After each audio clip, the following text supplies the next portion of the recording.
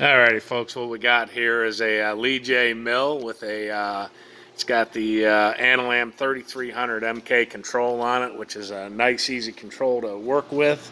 It's on a pendant that sticks out from the machine, as you can see. It's got the AC Pro variable speed drive on it. It's a pretty nice setup as it is. The machine will be sold as you see it with the Kurt vise on there and some tooling. We'll throw in a couple of tool holders.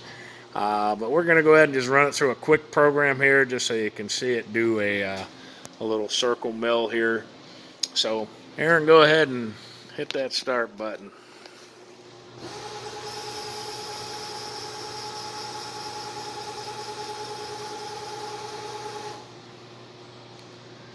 Load the tool, boom, hit start. So as you can hear, the servo sounded real good.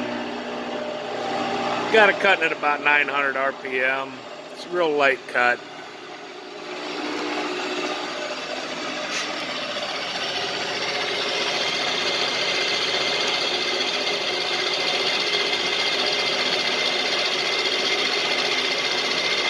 Not sure what the steel is, just a mild steel.